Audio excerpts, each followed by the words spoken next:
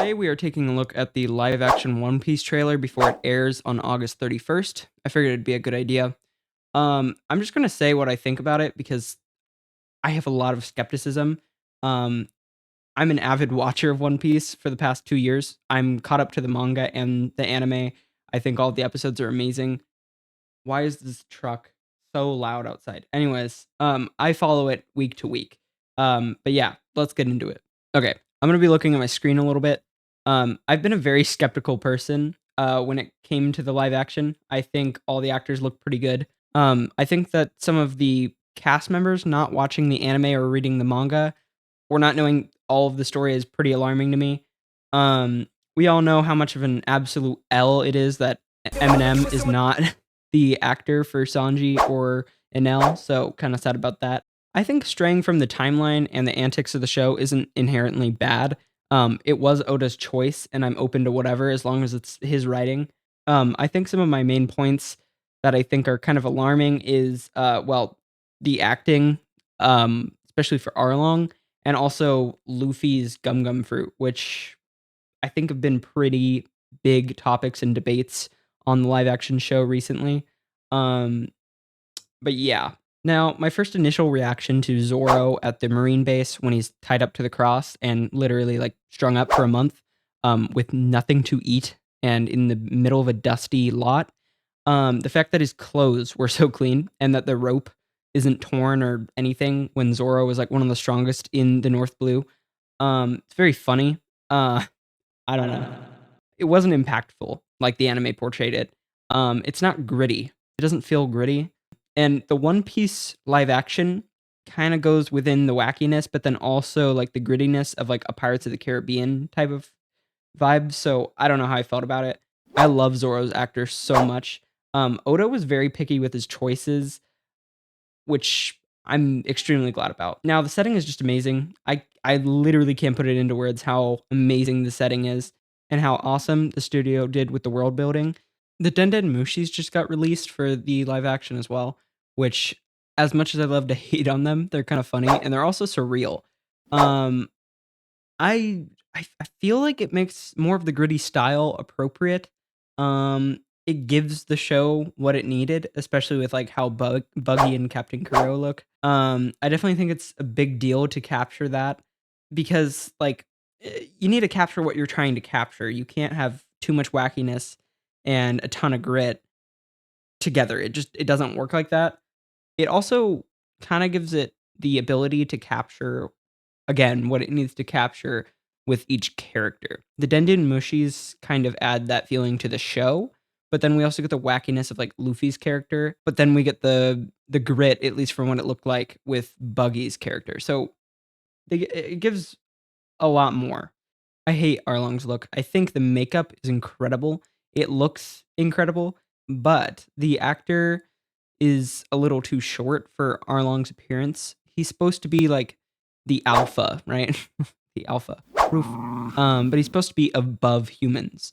So I think it's weird when Arlong is just as tall as a regular human, but then he's a fish and he has all this detailed makeup, but then he doesn't look like what I would think a fishman was. Because when I think of a fishman, I think of like a sea king with a human. So it's just kind of odd. I definitely think Arlong will be the weak point of the series. He's more of the make or break.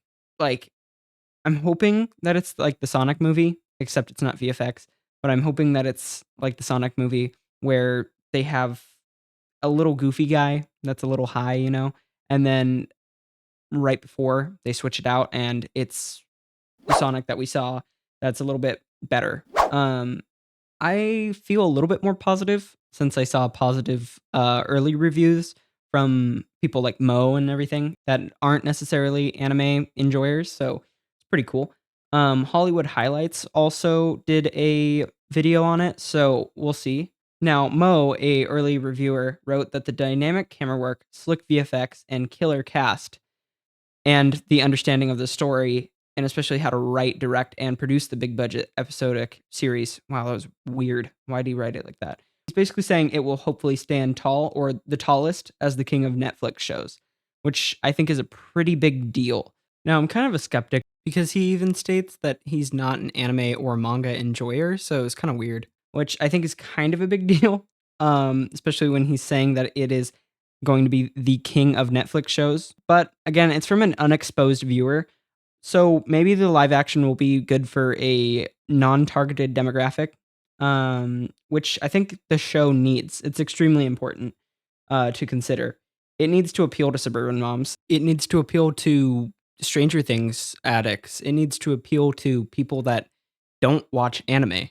It just has to, okay? And the studio is very confident that they're going to do this show justice. So I expect it to work at least for a targeted demographic. Now, if somehow it's able to reach a non-targeted demographic, I think that's extremely great story writing. Because let's face it, One Piece is not for everybody. For a long time, I was very not about watching it. I thought Big Mom looked really weird, and I got freaked out by it. The studio is very confident that they're going to give the show the justice that it deserves, which I'm taking their word for it. I'm extremely excited. They've put so much effort into it, from reshooting scenes to even scrapping all of their writing ideas for the show because the author, Oda, said it. So, it's pretty big deal when a big series and studio takes the author's words and words and choices so extremely important.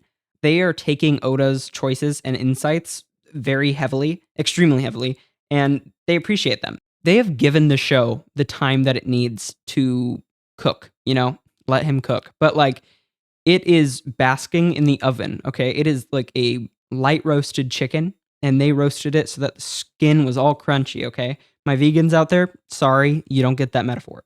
But like, I can't stress it enough. Even with my 3 ounces of skepticism, I'm extremely hyped for the show.